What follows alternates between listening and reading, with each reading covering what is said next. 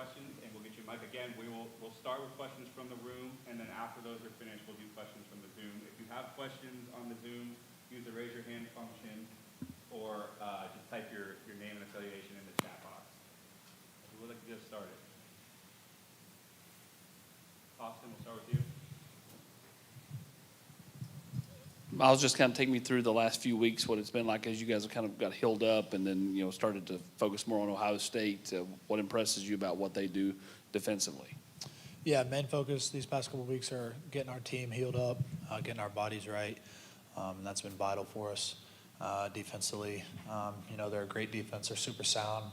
They got guys up front that have played together for a while now. They're a very sound defense, so we're just going to have to go out there and execute and be on top of our stuff. David? Miles, before you got here, what was your perception of this program from the outside, and how has that changed being in it for the time that you have? I knew that you guys had a passionate fan base. I didn't really know much about this program as far as the details of it. But now that I've been here, you guys are, very welcoming of new people, and Coach Hype has done a great job here in instilling a family feeling here, and it's been great.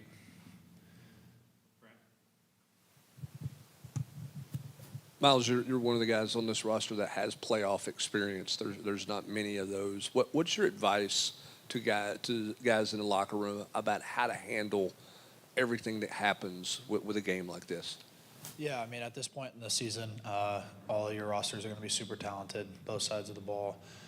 So it just comes down to which team is going to hone in on the details, the fundamentals, and the small things. And I know that sounds cliche, but that's truly what it comes down to at this point of the season, are the details and the small things, because all these teams are talented. They're the best of the best. So who's going to hone in on those small things that we need to do?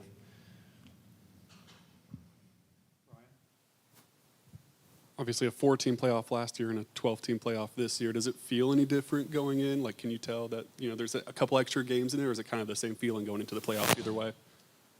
No, honestly, I think it's great. With the 4-team playoff, you still have a ton of teams that are very talented that don't get an opportunity to be in the playoffs. So, 12-team playoff, I think it's great for college football. I'm just blessed that we have the opportunity to do it. Doesn't really feel any different. It's just another week. You got to get ready to play a great team.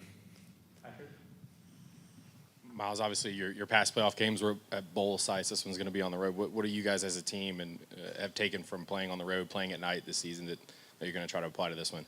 Yeah, like I mentioned earlier, the little things and the details, the more you hone in on the game plan and the more you know it, the easier it is to block out all distractions when it gets loud, when it gets rowdy. So, just honing in on that stuff, so when it does get loud and it does get rowdy, that, you can't get wrapped up in all that. Just focusing on what we need to do.